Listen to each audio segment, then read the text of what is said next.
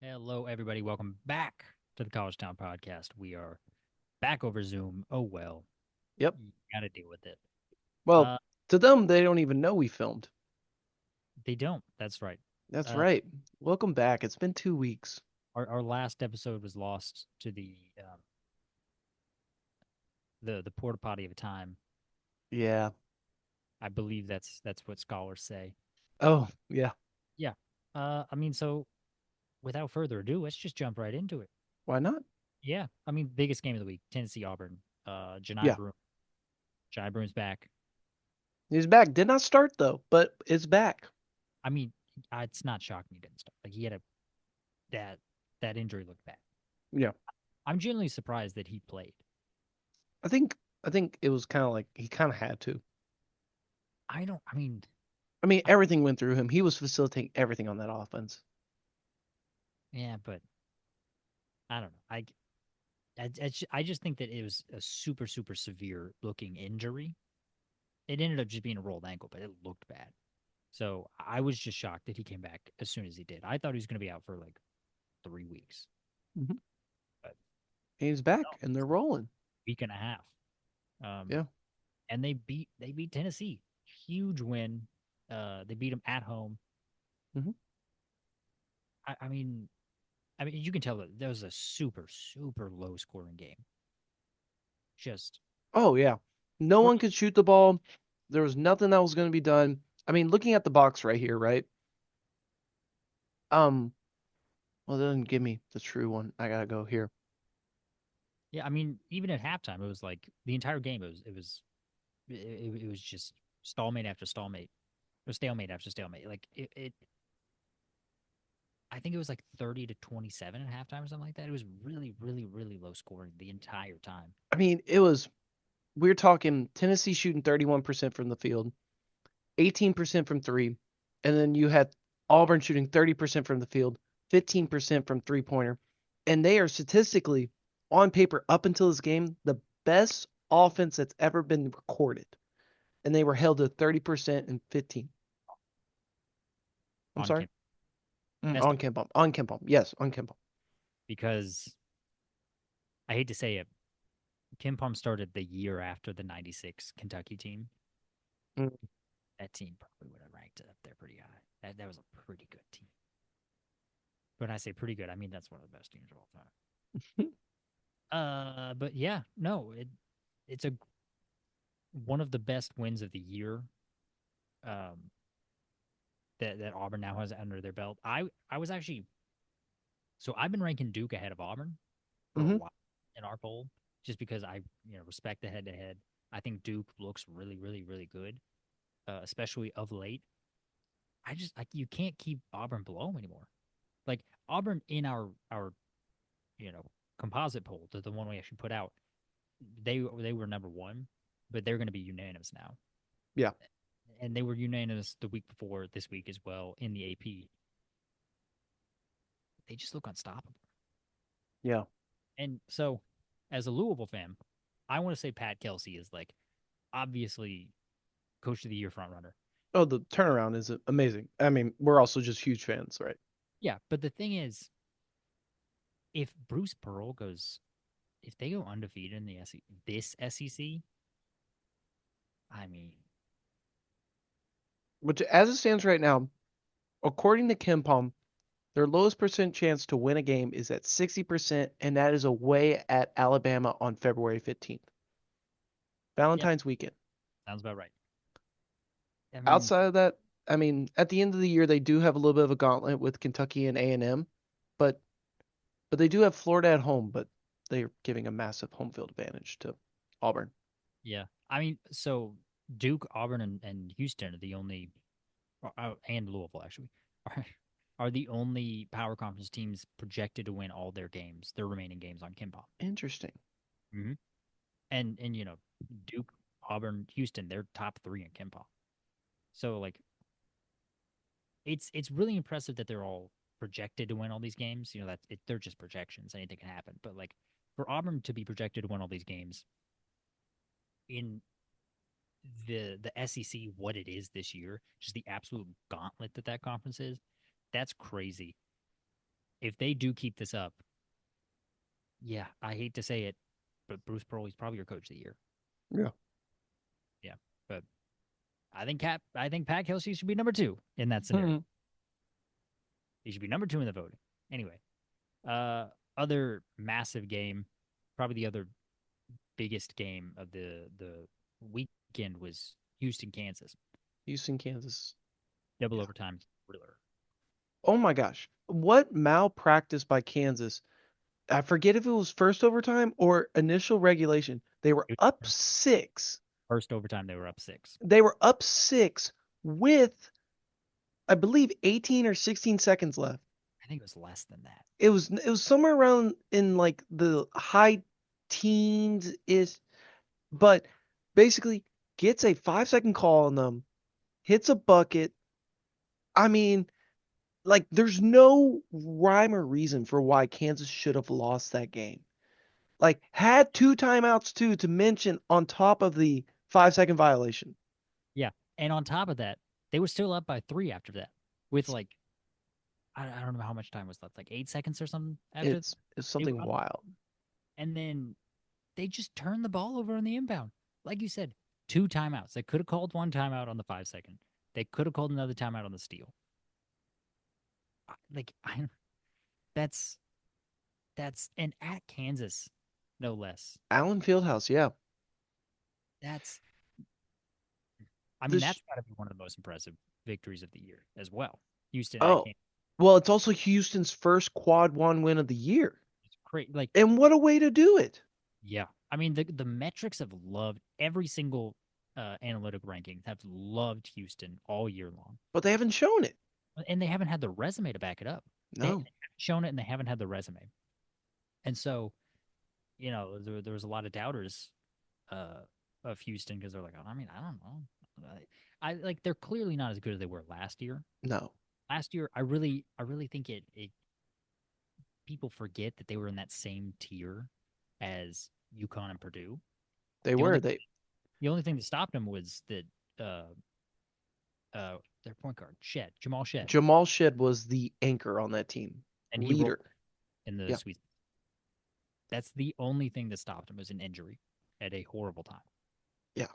Also, this year's team's a little bit different in the sense of like Kansas kind of exposed one weakness of that defense, and that was running a high-low combination of 2 bigs. They they found an undersized matchup there where Houston likes to run a 4 out, 1 in, whether it's Tugler or Francis on the inside there.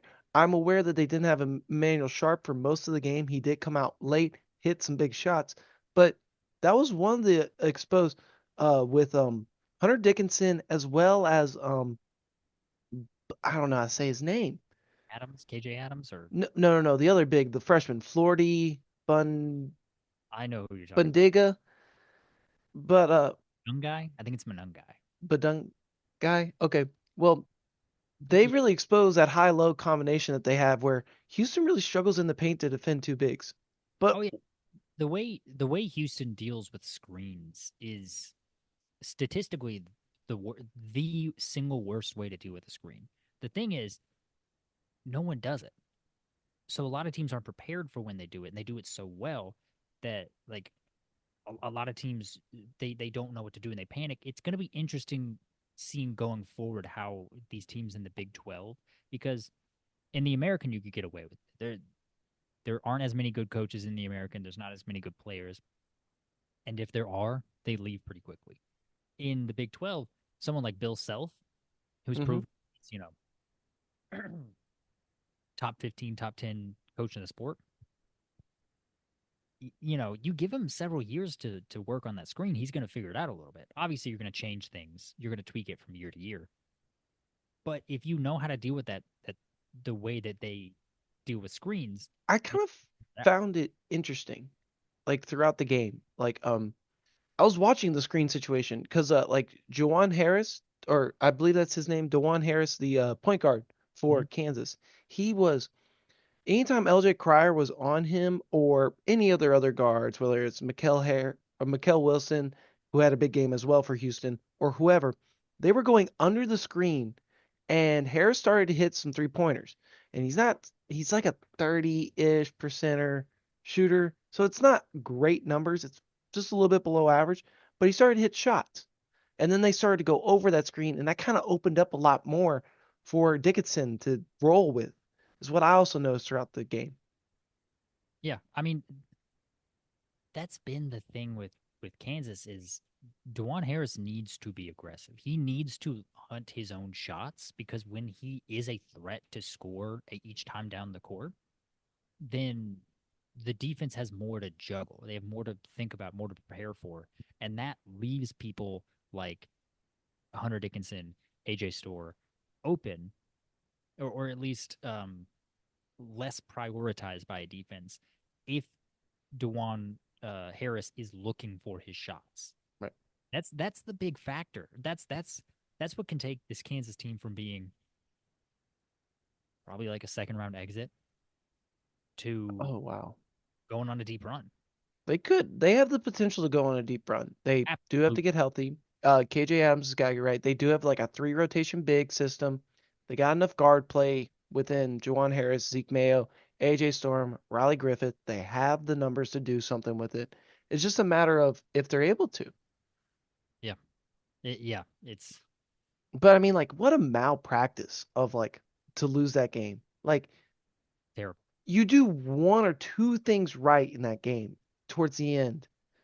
Like you call a timeout, you you make your free throws, you like everything that was supposed to go Houston's way did. They hit the shots, they got the stops when it mattered and when it counted.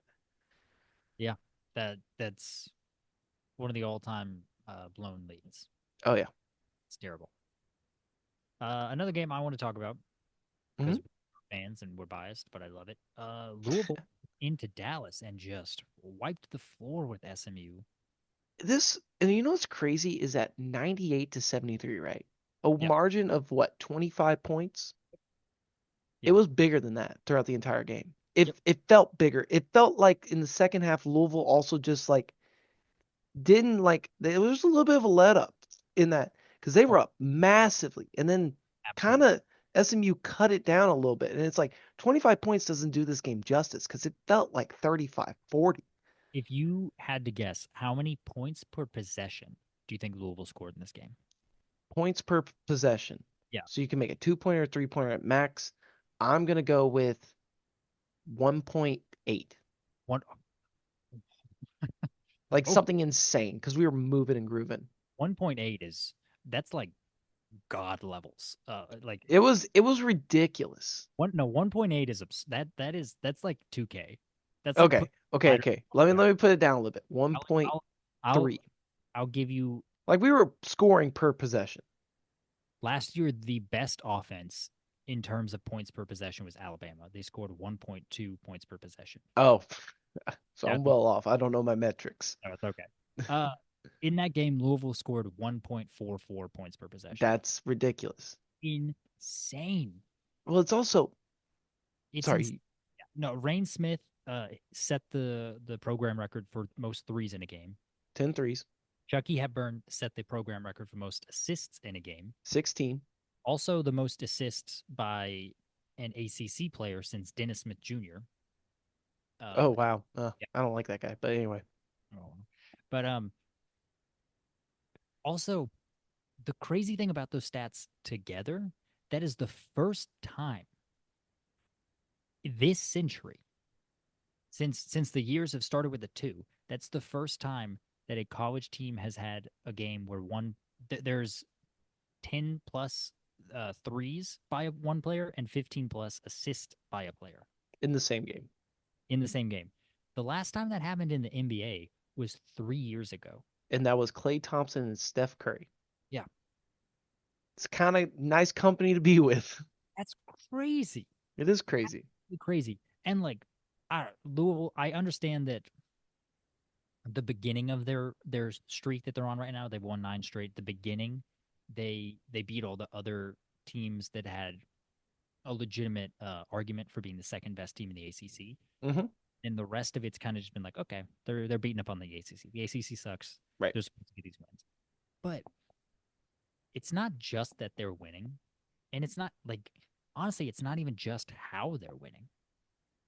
They literally, when SMU was going down the court, when they were getting into their half court set, before they even got there, the entire coaching staff for Louisville was yelling out horns, horns, horns, horns. They called their play before they even set up for it.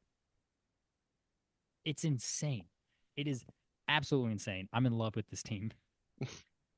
Basketball's fun again. It must be. It's nice to be back and to enjoy the sport fully and truly. Let's talk about a team that is the opposite of back, whatever you want to call that. And that would be UConn.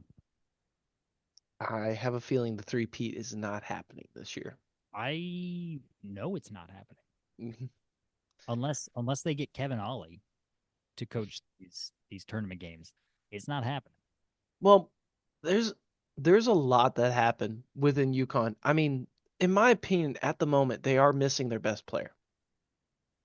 They They're are missing. missing Liam McNeely, Yeah, he's and probably so and honestly, this team is just not anywhere close to the caliber. no, We've been talking about it week in and week out. Alex Carabana is not a number one scorer go to. no. It's, I mean, They Solomon Ball can shoot the three ball like you wouldn't All the believe. ball's extremely fun to watch. He can shoot it, man. Yeah, He's fun. but he leaves a lot to be desired on defense. It's, Hassan Diarra is not he's not, athletic. there's reason why he was the seventh, eighth man, barely getting minutes on a national championship team. He's not super athletic. He is skilled offensively. Uh, Hmm.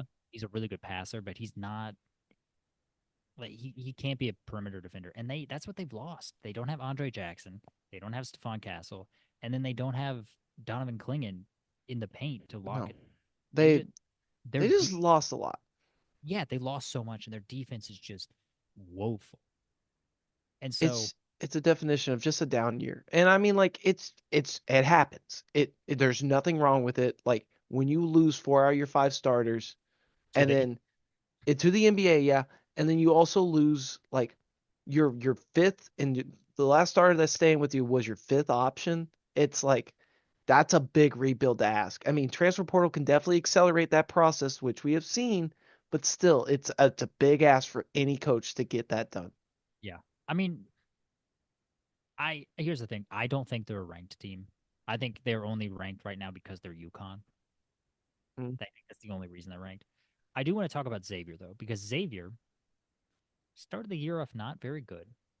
After the second straight season having some uh pretty sizable preseason expectations. Yeah, Year off not very well. The difference is they have bounced back in a major way. They're now, I believe, 12-8.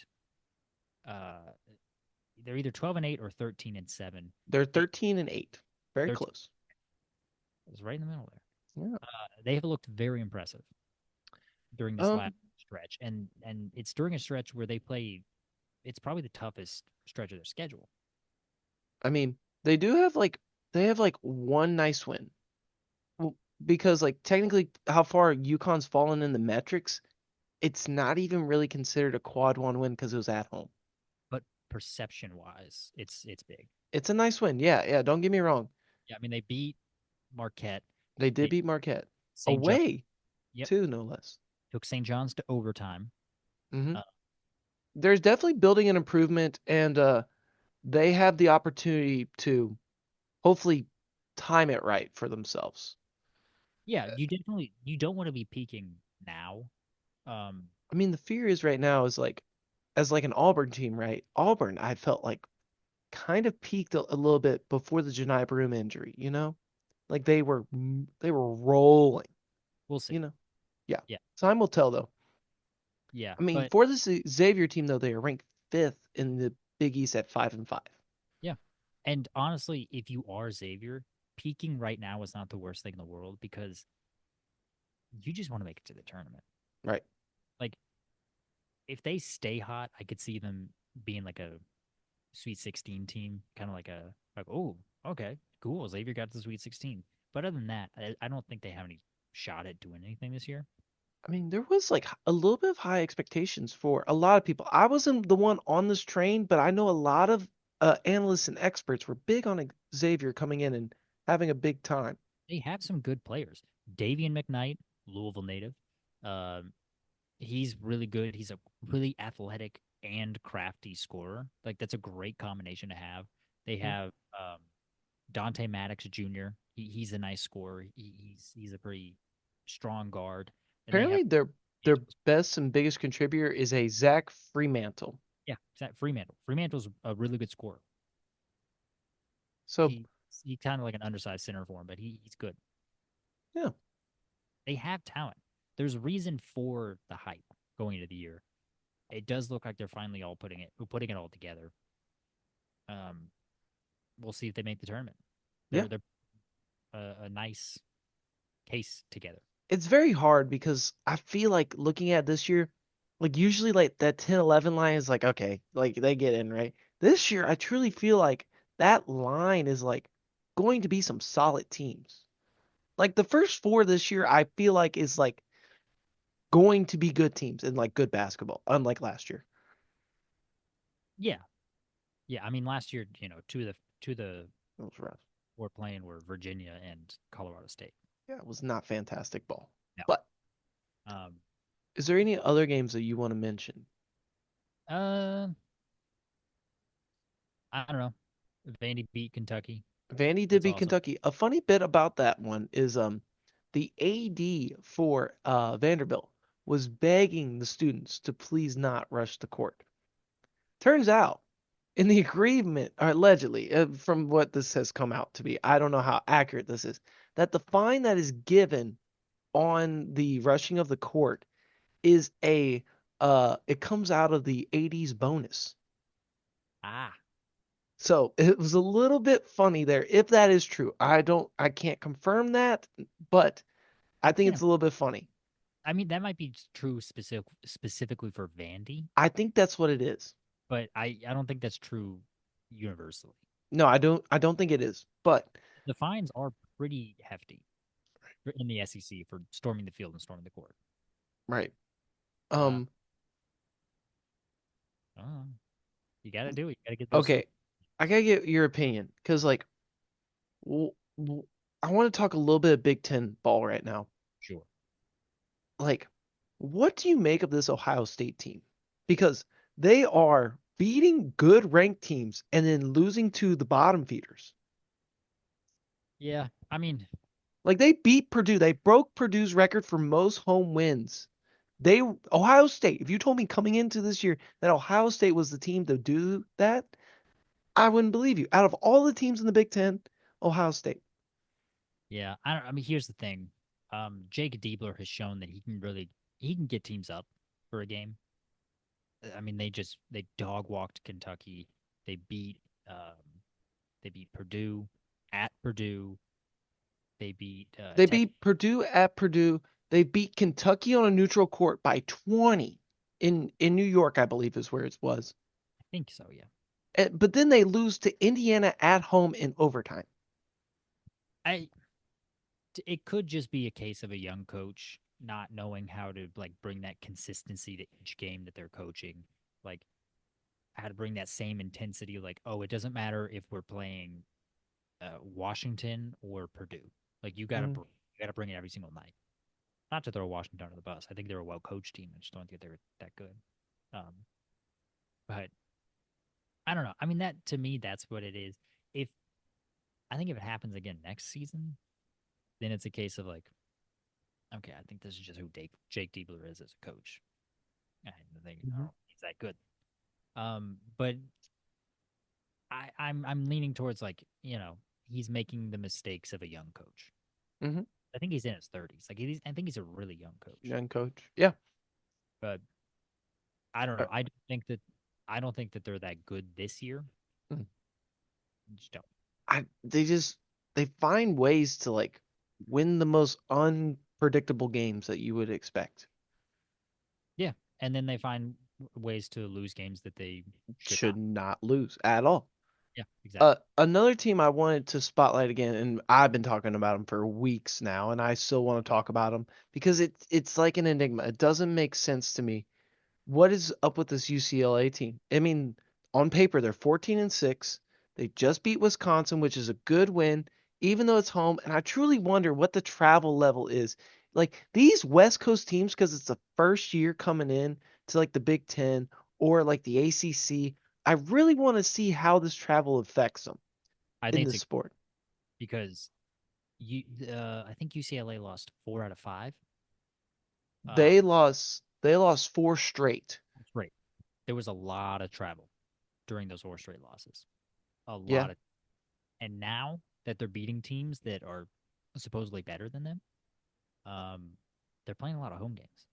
yeah, Like have to come to Los Angeles to play. yeah. Wisconsin had to go fly all the way from Madison to Pasadena, play them. Actually, I think they're, I And think, only lost by two.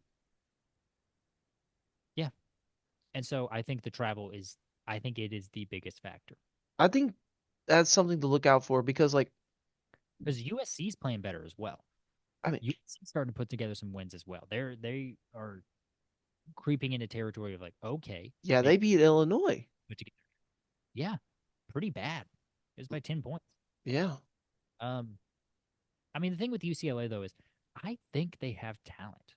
Preseason, like going into the year, I liked the talent on this team.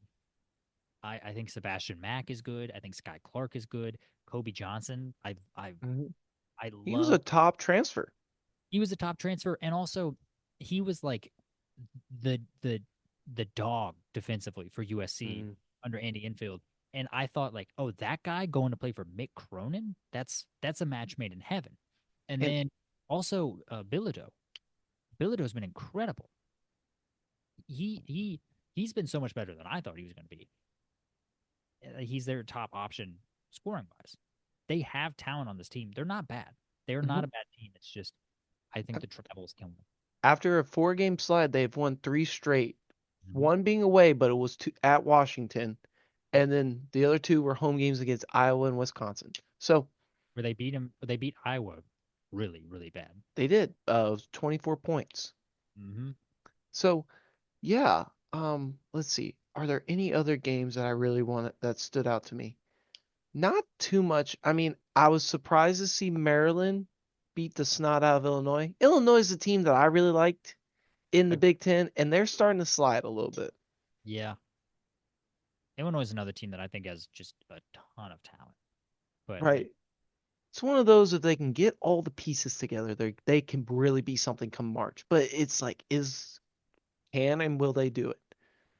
I don't know. I mean, I think they have the coach. I think they have the coach that can put it all together. Brad Underwood is a good coach. It's literally just will they? Will Yeah. they? I don't know. I don't know. Me personally, some teams that I was not a believer in. Ole Miss, uh, No. swept this past week. I don't know. Texas A&M went 1-1 this past week. I know it's the SEC. I know it's a tough conference, but like, I just don't know about those teams. I just don't know about them. I mean, according to the metrics, there's really three teams at the moment you can eliminate from the tournament from the SEC, and that's about it. And as it stands right now, that is South Carolina, Arkansas, and LSU. Yeah, I mean, that E- sounds about. Everyone else is really playing for something at the moment. Like, Well, I and do there's don't certain teams actually get eliminated? Didn't the SEC, are they one of the conferences that's like capping out who can make the tournament? I Or am I? believe it was Big Ten that did that. I could be wrong for the conference tournament. The ACC is also doing it, Okay. but yeah, I don't think so. I think I'm wrong because there are 10 teams in the conference. I Yeah, mean, there's sorry. 16 in the SEC, so So they're just doing a straight bracket. it could be. I'm not exactly sure what the conference brackets look like. That is a great question to look up, though. I think the SEC is just doing a straight bracket. They're just doing 16 teams, single elimination, everybody plays, which I like. I don't know why the ACC and Big Ten are going with 15 teams. I know why. Oh, no, I, it's actually not. It's not a straight bracket. It's quite interesting, actually. okay. So the first four teams are in the quarterfinal. The six, seven, 5, 6, 7, and 8 teams are in the second round. And then your 9 through 16 play in the first round.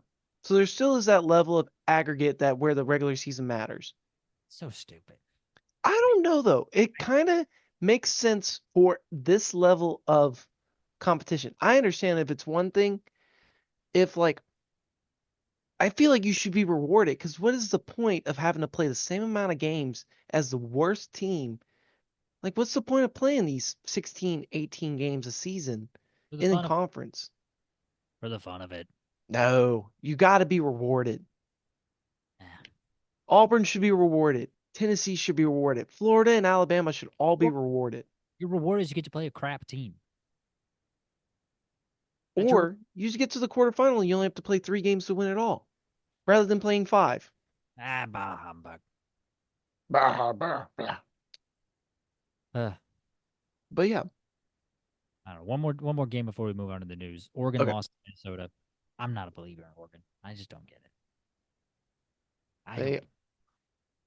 they are not a team that has actively been on my radar. They started off high in the metrics, but now they have fallen. Yeah, I can see it. Definitely a tournament team, but like five No, and four now. they're a tournament team, but I think they're a first or second round exit. Like I don't. I'm not buying it. They just won. They were just high because I think they won that tournament out in Las Vegas for the first year, Like whatever it's called. the Players Invitational. Yeah, they I mean, that was a great weekend for them. They beat A&M, they beat San Diego State, and they beat Alabama. Yeah, but, It's a great run. but Put them up here's there. the thing. A&M. I'm not a believer on them. So to me, that's not the most impressive win in the world. San Diego State. They're like They're what? sliding in conference right now in the Mountain West. Yeah. So that's Alabama's a really good one. I'll give you Alabama's a that. great win. But Probably uh, looking at a 2-3 line right now for Alabama. I think they're looking at a 2-1, They could be a one, yeah. 1 Definitely 2. think it's a possibility. But all right, let's get to the news. Let's do it. That's our new little. That's our theme song. Nice. Uh, so I mean, we'll do some quick football. Shane Beamer, he got an extension through 2030. We're well awarded, well received. I think Yeah, he's took been a vet. took a South Carolina team that we were disbelievers in at the start of the season, and then we were like, oh, they could have they're the best 3-loss team in the SEC. Yeah, I didn't understand. I didn't know their defense was going to be that good. And Lenore Sellers is let's see what he can do. He is definitely on my early season Heisman watch. We'll see. I still don't think they're going to get him. I, he's got to look. That dude's like a Lamar type of step Oh forward. yeah. He can't throw. He was graded by Pro Football Focus as the is either the 15th or the 16th worst passer in the SEC last year. Hmm. That is The towards the quarterback. bottom. Yeah, it's Well, literally there's only 16 teams, as we've yeah. discovered. So, So I don't know. I'm a believer in that defense. I'm not a believer in and Laura Sellers until I see it. The football thing. Jeremiah Smith. it's Not, alleged. oh, it's alleged, but I think it's true. Mm. Ohio State's wide receiver, who's incredible. He was a Yeah, freshman. He's a monster. It's like the best receiver every time he stepped onto the field. He was reportedly offered $4.5 million to transfer to another team after their national championship game. yeah. It doesn't appear that he has taken that deal, but Where do you it is. think that was, if you had to think? I don't know. Texas, like who has buku bucks? Like Oregon, like Miami. Miami. Yeah, like there's like 12 different teams this could be on. There's a good bit. I mean, who wouldn't want Jeremiah Smith on their team? Um, Anyone who would want it. I also think it's interesting is that we only really see the reported news about guys getting NIL deals when they move, whereas the what you really need to do is obviously, as I assume Ohio State has done, because he has not entered the portal and taken $4.5 million, is that you take care of your guys in-house. But those numbers aren't actively being as reported as I wish they were. Oh yeah, no. I mean, the biggest one that I heard reported for a guy to stay was when Oscar Sheboy returned to Kentucky. That deal was rumored to be $2 to $3 million. Gosh. Totally It's forgot about the Shibwe. yeah, Totally this forgot he was in NIL. Like that's how long we've been doing this. yeah. Um, yeah, that was the one that that was the biggest one I've heard. Like the biggest news I think is at least Beck was receiving reportedly $8 million to go to Miami from Georgia. Four. Four? Okay, four. And then Ewers was offered something similar comparatively. I saw 3.5, and who knows what the real number is, And but what I would imagine that was Ohio State or Notre Dame offering that. I think it was Ohio State. Yeah. Ohio State does have a question mark at quarterback right now. They're probably gonna go with Julian saying, So but they're going to run with in-house. yeah, I think they're gonna run with the sophomore who's never played. Okay. It'll be interesting to see. But yeah. Yep. All right. Next up, the Ivy League. They're Yeah. not gonna participate in the house settlement. I find this very fascinating because their teams have already unionized. So you tell me what to make of this. Actually, um, Dartmouth basketball team? af following the election, Dartmouth they decided to put that on the back burner and Hmm. to drop their claim. So Interesting. at the moment, they're not trying to unionize, probably because they think that there's no chance that they're going to win. But I'm not shocked that the Ivy League's not doing this. The settlement was that if you're not a power conference team, you don't have to opt in. All the power conference teams have to opt in. And the Ivy League was super outspoken against it. They've done this whole thing with sports where they pretend that like, oh, it's not about the sports, it's about the academics. It's like, shut up, man.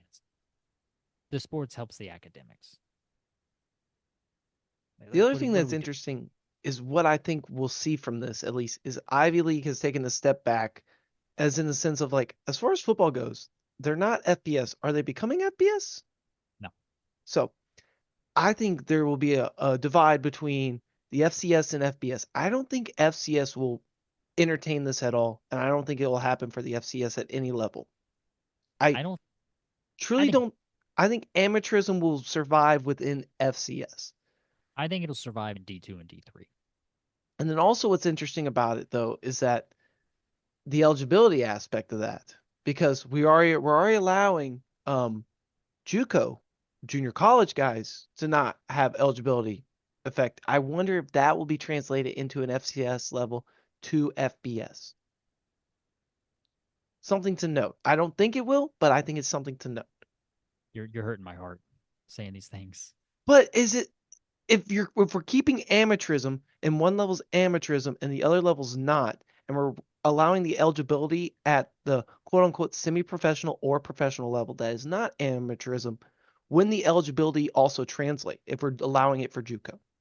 But the difference is that you can opt in to the settlement payment, like to the 20 million or however much you can pay. Like I think Hmm. it's like North Dakota State and South Dakota State. I think they're going to opt in to a degree. I don't think they're going to go the full 20 million, but I think they'll opt in.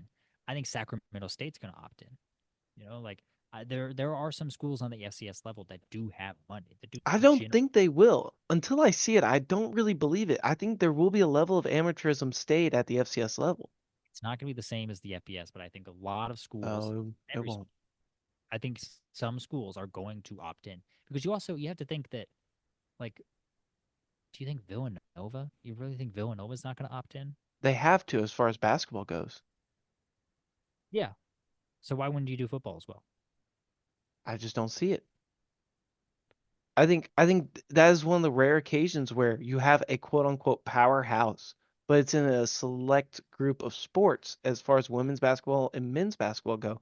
And that takes care of itself as far as Title IX goes. You don't really need to include football in it, nor do you really need to put money towards something to keep the football alive. So why do it? I my argument is why not?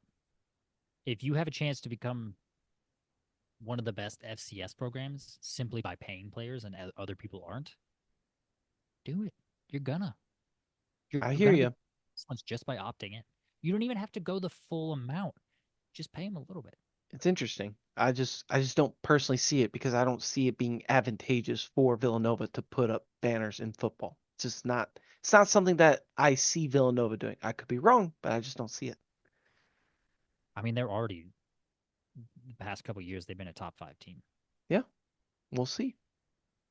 All right. Speaking of Title IX, Todd Golden. Florida's closed its investigation, and they said that they have found no support of the allegations against Golden. hmm This was a report that was reported on by the student newspaper of Florida. University of Florida student newspaper is the one that released this information and created the story. Yep. It's very fascinating to me, and I have a hard time believing that a news source like that, at least trying to make themselves credible or stand on credibility, at least would fake this. Yeah, I don't know. You can only go off of what you can only go off of what's uncovered in this, but ultimately it's the school doing the investigation. Todd Golden's a really good coach. If the school doesn't want to find anything, I don't know if they will. That's what I was wondering. I wonder if it also has to do with how well the basketball team is performing on the court and if that influences the investigation. They were 11-9 right now. Todd Golden's gone. He's fired for cause. He's gone. They're already putting feelers out for their next But coach. genuinely this year they have a chance, according to the metrics, to be a Final Four team. Yeah, absolutely. And I think that's why the investigation has gone the way it has. Mm, Because here's the thing, it doesn't really, due to the allegations, it's kind of cut and dry. yeah, Like it doesn't take a long time to investigate this. there would be a paper trail to it too, with it being a social media activity as well. Yeah, I mean, and I will say, social media companies have been hesitant so far. The social media has not actually been around that long in Right. human existence, but so far they've kind of shown a precedent to like no, they're very protective over privacy. Like they don't want to, Mm. at least when it comes to investigations, they don't really want to get involved. So it could be a situation of like Twitter's not helping them out, or Facebook, Right. what DMs were on, But like, Yeah. I don't know. I think I'm with you. I have a hard time. I have a hard time believing that if they genuinely didn't find anything, that they actually tried that hard because they're having a really good year, and Todd Golden's a good coach. Right. Mm. There we are. You want to talk about Woody? Woody. Yeah, let's talk about Woody. Let's talk about Woody. Mike Woodson. Yeah, I'll let you take this one. All right. How bad is it? Okay, so obviously Indiana, talent wise on the roster, stellar. On paper, this team preseason was supposed to be something. Supposed to be something within a good pack Big Ten, right? We have Yeah, just not seen that this year. They're 5-5, 8-12. After their loss to Maryland, tough loss at home, lost by one. Maryland is a borderline did you say team. 8? They are no, not. Where did I get 8-12 from? Oh, 14-7. My apologies. 8-12, I believe, is what they're projected by Kim Palm to be at the end of Big Ten play. Apologies Makes on that. But at the end of the game against Maryland, tough loss, right? Mike Woodson doesn't proceed to walk to the handshake line. He starts walking off the court and is only eventually stopped by his player Luke Good to Yeah, like turn around and like go and shake hands with the Maryland coach, which I believe is Kevin Willard. yep. Like, what are we doing? Like, since when are we becoming sore losers about this? Like, I mean, for a little while now, it seems like Luke Goody is the only one that cares about Indiana basketball. mm, Like genuinely, he seems like he is the only person on the team that cares at all when they lose games. mm, And so I don't know. It's it's rough. Like, how this team with Miles Rice and Armar Ballo is not and Malik Renault and Mackenzie Mbako and Kanan Carlisle and a good shooter and Luke Goody. Like they have talent. like They this were top this 20 preseason in the AP poll. this team was ranked preseason in the Bahamas. They were ranked 16th. Now they're not even sniffing maybe the NIT. Well, they'll be in the NIT, but Oh, yeah, they're not even sniffing the tournament. I wouldn't say they're not sniffing the tournament, but they are on the outside looking in. I mean, they are playing rough games. Like they beat like like out of their last games, they've lost 4 out of their last 5, with their last win being against Ohio State in overtime away. Yep. Like, how is this team fallen so hard? Or was they just set on a pedestal way too high? Because Well I said. don't think so. I think it's that one because they have the talent. I don't think they have the coaching. I don't think they have the coaching. Yeah. I think they're gonna be looking for a new coach in the off season. And this was the same thing that was going on last year, too. The question was with Mike Woodson, should he stay? And the fact of the matter was, like, they have gotten better from last year. Last year was tremendously bad. They were 19 and 14, nothing good in sight. The only thing good about it was Kelly Ware, or however you say his name. He's now with the Miami Heat, doing wonders. But, like, Yeah, I mean, I, this team, like, he had the money, he had the resources, he got the players. oh, What is not working in Bloomington? a ton of money. So much money. They were offering extra NIL to guys to not go on visits to other schools. Yeah. Kind of predatory, if you ask me, but they have the money, got the backing. Mark Cuban wants to watch a good team. He wants to go to Simon Scott Court in Assembly Hall, watch a victory. It doesn't look like there's too many more on their. It's rough. It's a rough go. And honestly, at least for me, in my lifetime, people talk about the Bob Knight eras and stuff like that. I vaguely remember when Indiana was good, and I wish to see it again. Oh yeah, they had some really good years under Tom Crean. Like, yeah, they had the Yogi Ferrell year.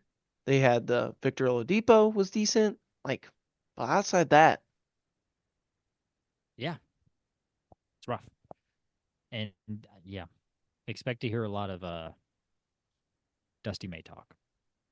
ooh, Yep. ooh, Oh, interesting. ready for the pickums? Yeah, let's do it. Okay, got a lot of pickums. We're going to start off with none other than Kentucky at Tennessee. Who you got? It's fun. It's interesting. One of the best offenses in the game coming up against one of the best defenses in the game. Where these teams like that side of the ball, I'm gonna be fascinated to see because it's like what will give. Um, where is this game being held? It is at Kentucky. Are you sure? Um, yeah, it's at no, it's at Tennessee. I misspoke. Yeah, it's Um, at. I'm taking Tennessee. part of me wants to take Kentucky in this one, but because it's at Tennessee, I'm gonna go Tennessee. All right, next up we have Wake Forest versus Louisville. Surprisingly big game as far as standings go in the ACC. Right, we didn't really mention this game, mention Wake against Duke, but Wake put up a decent fight against a really good Duke team. And I wonder if they're starting to figure it out. They also beat North Carolina, Right. which is North Carolina a tournament team. Not That is a for today. impossible question to answer at this moment. But I'm obviously going to pick Louisville. I want the winning streak to continue. I want to see this team keep performing well. I am a fan at heart, but I do think it'll be an interesting game just because of the way Wake has been turning it around. Oh yeah, I think it'll be close, but I do think Louisville's gonna win. I think they'll win by like 5 to 7 points. The reason I think so is because Wake is very different at home than they are on the road. This past week, Wake played both games at home. Hmm. They will not be at home for this one. Next up, we have Central Florida versus Kansas. Central Florida's they have a pretty decent record after getting an upset early in the year against Texas A&M. They actually have maintained a solid record. It's interesting. I saw their game where they barely lost to Houston, and I was like, is this team something? I think they might be something. I'm not quite sure just yet. Um, I mean, the way Kansas played Houston, I think it's very, very close and similar. And Houston barely beat them. I still think this will be close, but I still am leaning towards Kansas. Yeah, I think Kansas is gonna have a bounce back game. Um, but also, I think UCF got embarrassed by Kansas last time they played. I think it's gonna be a lot closer, but I do think Kansas is gonna win. Next up, we have Oklahoma versus Texas A&M. Hmm. Man, oh man, is this kid Jeremiah Fears something else? Yeah, he's He is fantastic. really good. He's phenomenal. He's honestly putting himself in a position to be a lottery pick this year. Can he go in the draft though? Because he's only like 17. Yeah, why not? 1 year removed from high school. That's the rule. You have to be 19. No, Jaden 1 year. No, one. It's 1 year removed from high school. Jaden Quaintance can't go in the draft though. What are you talking about? He's gonna be too young. It's not just 1 year removed. 1 year removed, assuming you're gonna be a certain age. I think. Anyway, while you look that up, I'm gonna go with Oklahoma. Um, Really, I'm going A&M here. I know you're not a believer in them, but yeah, just gonna take Oklahoma in this one. Why not? Next up we have North Carolina versus Pitt. These are two teams that just 3 weeks ago were pretty firmly in the field. mhm, They have fallen off significantly. Both of these teams need a win pretty bad. I am going to take Pitt. I'm with you. I'm going to take Pitt in this one too. Um, Also, just a note, Fears is widely projected as a first round pick, so he apparently can go in the draft this year. Fine. Next up, we have Samford versus Furman. This is actually an important game in It is the massive in the Southern. Southern Conference, the SoCon, right? No, No, not just Southern. Southern. Got it. Just Southern. I'm going to take Samford. I'm with you. I really like Sanford. Sanford was one of my wild horse underdogs last year.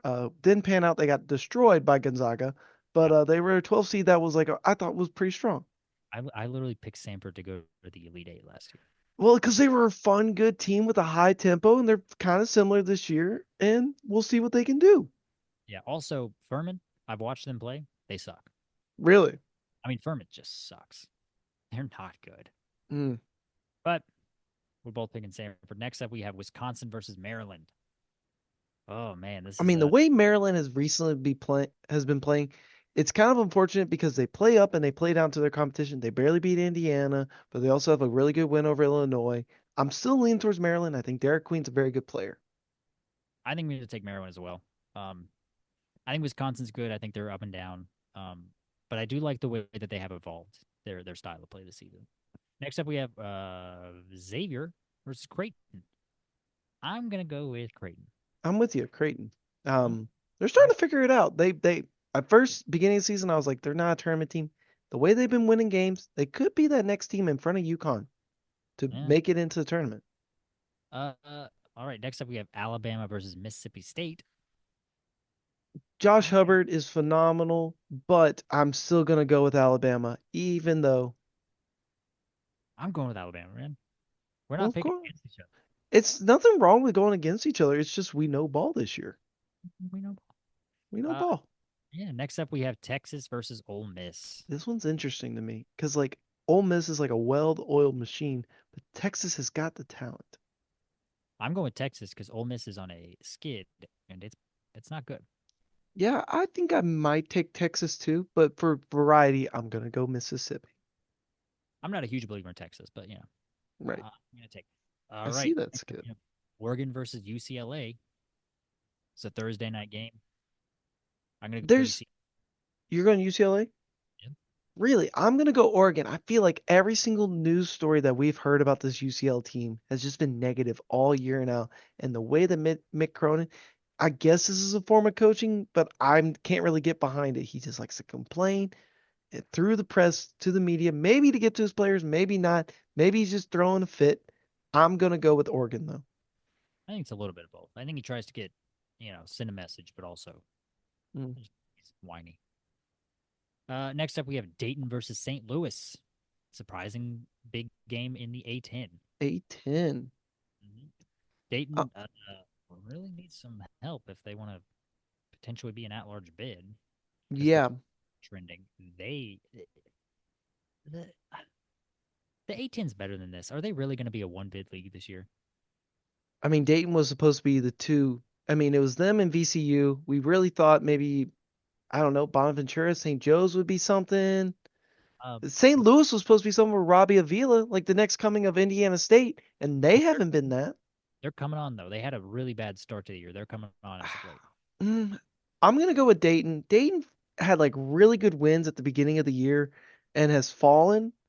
Like, but like has not played well in A10, but I still believe in this Dayton team.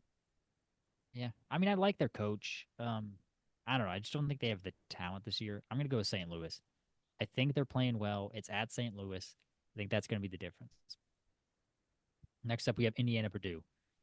I mean Purdue, right? Purdue. Yeah, it's unless this Indiana team wants to show us what they're really made of all of a sudden.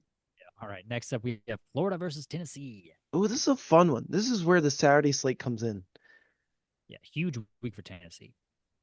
Yeah. It could be an absolutely massive week or a terrible week. I mean, think about it. It's kind of crazy if you think about it.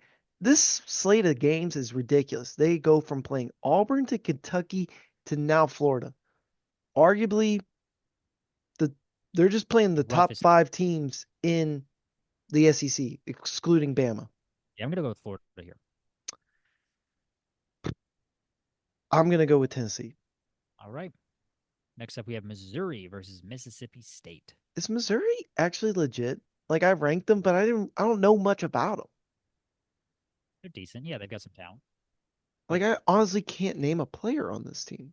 Mark Mitchell, Tony Perkins. Oh, Mark Mitchell's the Duke guy. Yeah, Tony Perkins is good. I like him. Hmm. Um, I'm gonna go with Mississippi State. I'm gonna I go just, with Missouri. I just think the reality is that like these teams are just gonna bounce back and forth They could. Very well all could. along in the SEC. Next up, we have Auburn versus Ole Miss. Once again, until I see it, I'm picking Auburn. Until I see it. I don't know why. You're not. I am. Why? I don't know why. This team is so good. They just beat Tennessee. I know, but there's just something in me that's like, I feel like Ole Miss is gonna beat them. I don't know. You okay?